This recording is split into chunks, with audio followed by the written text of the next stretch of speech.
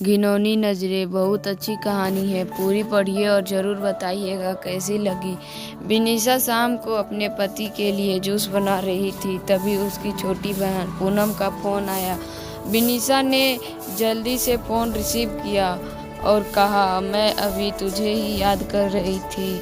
तुझे आम का जूस पसंद है ना, इसलिए जब भी बनाती हूँ हमेशा तेरी याद आ जाती है। पर विनीशा की बहन पूनम बिल्कुल खामोश थी। जब विनीशा ने उसकी खामोशी का कारण पूछा तो पूनम की सिसकियों की आवाज़ विनीशा के कानों में साफ साफ सुनाई पड़ रही थी।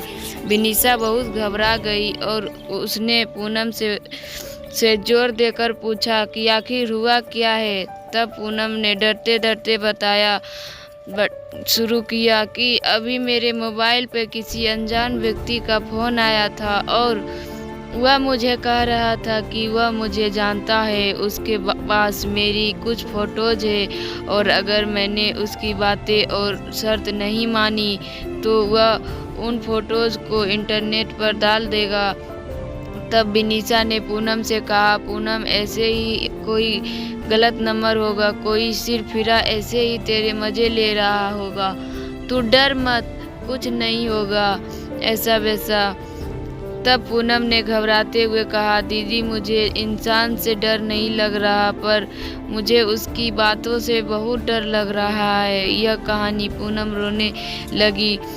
तभी विनीशा ने कहा, तो बताना उस इंसान ने क्या कहा है तुझे।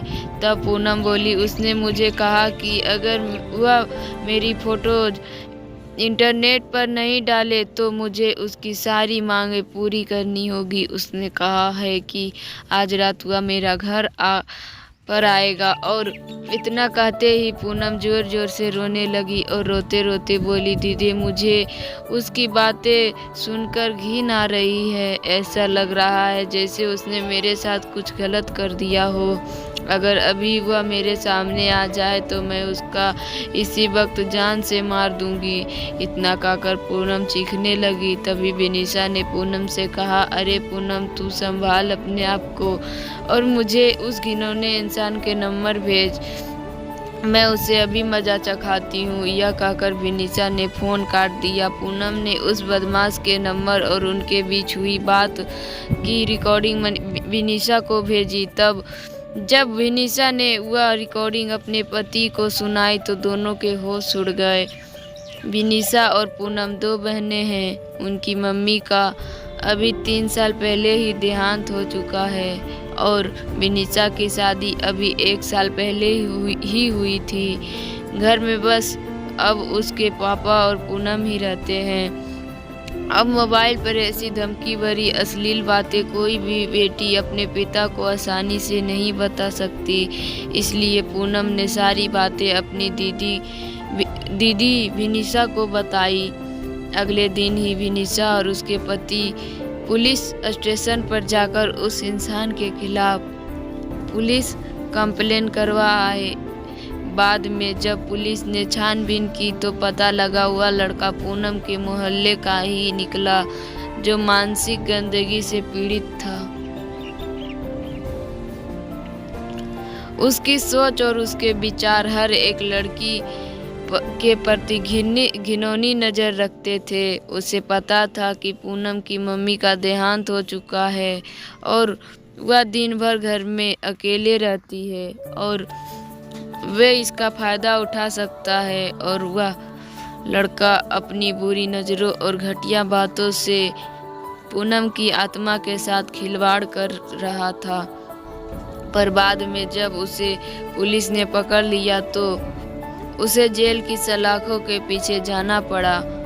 आज भी हमारे समाज में उस जैसे मानसिक रोगी बैठे हैं जो हजारों लड़कियों की आत्मा के साथ खिलवाड़ कर रहे हैं। इनमें से कुछ लड़कियां तो मजबूत होती है जो ऐसे रोगियों को अच्छा सबक सिखाती है और कुछ लड़कियां उनसे डर जाती है और उसकी मांगों को पूरा करते करते उनकी घिनौनी नज़रों का शिकार बनती है।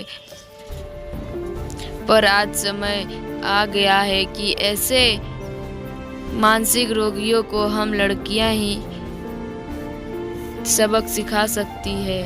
इसलिए लड़कियों को उनसे डरने की बजाय उनका डटकर सामना करना चाहिए।